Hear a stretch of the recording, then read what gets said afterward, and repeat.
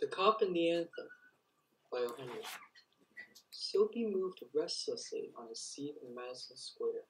There are certain signs to show that winter is coming. Birds begin to fly south. Women who want nice new warm clothes become very kind to their husbands. And Soapy moves restlessly on his seat in the park. When you see these signs, you know winter is near. A dead leaf fell at Soapy's feet. That was a special sign for him that winter was coming. It was time for all who lived in Madison Square to prepare. Soapy's mind now realized one fact. The time had come. He had to find some way to take care of himself during the cold weather, and therefore he moved restlessly on his seat. Soapy's hopes for the winter were not very high. He was not thinking of sailing away on a ship. He was not thinking of southern skies or of the Bay of Naples. 3 months in the prison on Blackwell's Island was what he wanted. 3 months of food every day and a bed every night. 3 months safe from the cold north wind and safe from cops. This seemed to Soapy the most desirable thing in the world. For years, Blackwell's Island had been his winter home. Richer New Yorkers made their large plans to go to Florida or to the shore of the Mediterranean Sea each winter. Soapy made his small plans for going to the island. And now the time had come. 3 big newspapers, some under his coat and some over his legs, had not kept him warm during the night in the park. So Soapy was thinking of the island. There were places in the city where he could go and ask for food and a bed. These would be given to him. He could move from one building to another, and he would be taken care of through the winter. But he liked Blackwell's Island better. Soapy's spirit was proud. If he went to any of these places, there were certain things he had to do. In one way or another, he would have to pay for what they gave him. They would not ask him for money, but they would make him wash his whole body. They would make him answer questions. They would want to know everything about his life. No, prison was better than that. Prison had rules that he would have to follow, but in prison, a gentleman's own life was still his own life. Soapy, having decided to go to the island, at once began to move toward his desire. There were many easy ways of doing this. The most pleasant way was to go and have a good dinner at some fine restaurant. Then he would say that he had no money to pay, and then a cop would be called. It would all be done very quietly. The cop would arrest him, he would be taken to a judge, the judge would do the rest. Soapy left his seat and walked out of Madison Square to the place where the great street called Broadway and Fifth Avenue met. He went across this wide space and started north on Broadway. He stopped at a large and brightly lighted restaurant. This was where the best food and the best people and the best clothes appeared every evening. Soapy believed that above his legs he looked all right. His face was clean, his coat was good enough. If he could get to a table, he believed that success would be his. The part of him that would be seen above the table would look all right. The waiter would bring him what he asked for. He began thinking of what he would like to eat. In his mind, he could see the whole dinner. The cost would not be too high. He did not want the restaurant people to feel any real anger, but the dinner would leave him filled and happy for the journey to his winter home. But as Soapy put his foot inside the restaurant door, the head waiter saw his broken old shoes and the torn clothes that covered his legs. Strong and ready hands turned Soapy around and moved him quietly and quickly outside again. Soapy turned off Broadway. It seemed that this most desirable way to the island was not to be his. He must think of some other way to get there. At the corner of Sixth Avenue was a shop with a wide glass window, bright with electric lights. Soapy picked up a big stone and threw it through the glass. People came running around the corner. A cop was the first among them. Soapy stood still, and he smiled when he saw the cop. "Where's the man that did that?"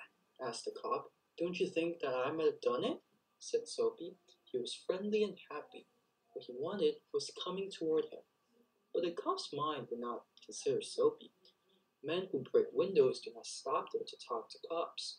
They run away as fast as they can. The cop saw a man further along the street, running. He ran after him, and Soapy, sick at heart, walked slowly away. She had failed 2 times. Across the street was another restaurant. It was not so fine as the one on Broadway. The people who went there were not so rich. Its food was not so good. Into this, Soapy took his old shoes and his torn clothes, and no one stopped him. He sat down at a table and was soon eating a big dinner. When he had finished, he said that he and money were strangers. Get busy and call a cup, said Soapy, and don't keep a gentleman waiting. No cup for you, said the waiter. He called another waiter. The 2 waiters threw Soapy upon his left ear on a hard street outside. He stood up slowly, one part at a time, and beat the dust from his clothes. Prison seemed only a happy dream. The island seemed very far away. A cop who was standing near laughed and walked away.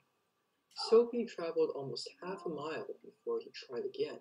This time he felt very certain he would be successful. A nice-looking young woman was standing before a shop window, looking at the objects inside. Very near stood a large cop. Soapy's plan was to speak to the young woman. She seemed to be a very nice young lady, and not want a strange man to speak to her.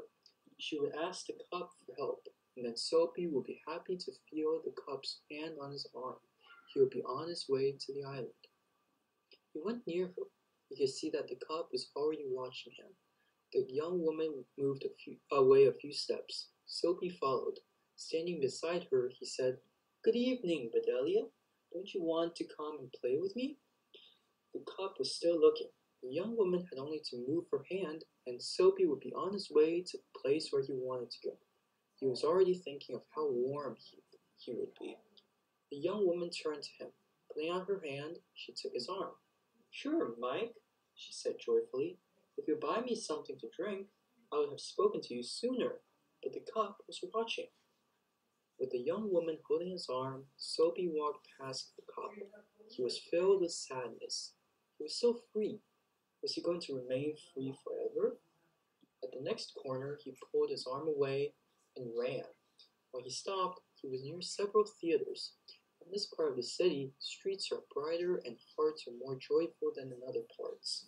Women and men in rich, warm clothes moved happily in the winter air. A sudden fear caused Soapy. No cop was going to arrest him. Then he came to another cop standing in front of a big theater. He thought of something else to try. He began to shout as if he had too much to drink. His voice was as loud as he could make it. He danced, he cried out. And the cop turned his back to Soapy and said to a man standing near him, "It's one of those college boys. He won't hurt anything. With orders to let them shout." Soapy was quiet. Was no cop going to touch him? He began to think of the island as if it were as far away as heaven. He pulled his thin coat around him. The wind was very cold. Then he saw a man in the shop buy a newspaper. The man's umbrella stood beside the door. Soapy stepped inside the shop, took the umbrella, and walked slowly away. The man followed him quickly. "My umbrella," he said. "Oh, is it?" said Soapy. "Why don't you call a cop?" "I took it. Your umbrella. Why don't you call a cop? There's one standing at the corner." The man walked more slowly. Soapy did the same. But he had a feeling that he was going to fail again. The cop looked at the 2 men. "I," said the umbrella man. "That is, you know how these things happen. If that's your umbrella, I'm very sorry. I found it this morning in a restaurant. If you say it's yours, I hope you'll—" "It's mine!" cried Soapy with anger in his voice. The umbrella man hurried away. The cop helped the lady across the street. Soapy walked east. He threw the umbrella as far as he could throw it. He talked to himself about cups and what he thought of them. Because he wished to be arrested, they seemed to believe he was like a king who could do no wrong. At last, Soapy came to one of the quiet streets on the east side of the city. He turned here and began to walk south toward Madison Square. He was going home, although home was only a seat in the park. But on a very quiet corner, Soapy stopped. Here was an old church. Through one colored glass window came a soft light. Sweet music came to Soapy's ears and seemed to hold him there. The moon was above, peaceful and bright. There were few people passing. He could hear birds high above him, and the anthem that came from the church held Soapy there, for he had known it well long ago. In those days his life contained such things as mothers and flowers and high hopes and friends and clean thoughts and clean clothes. Soapy's mind was ready for something like this. He had come to the old church at the right time. There was a sudden and wonderful change in his soul. He saw with sick fear how he had fallen. He saw his worthless days, his wrong desires, his dead hopes, the lost power of his mind. And also in a moment his heart answered this change in his soul. He would fight to change his life. He would pull himself up out of the mud. He would make a man of himself again. There was time. He was young enough. He would find his old purpose in life and follow it. That sweet music had changed him. Tomorrow he would find a job. A man had once offered him a job. He would find that man tomorrow. He would be somebody in the world. He would... Soapy felt a hand on his arm. He looked quickly around into the broad face of the cub. "What are you hanging around here?" "Doing hanging around here?" asked the cub. "Nothing," said Soapy. "You think I believe that?" said the cub. Full of his new strength, Soapy began to argue. It is not wise to argue with a New York cub. "Come along," said the cub. 3 months on the island, said the judge to Soapy the next morning. The end.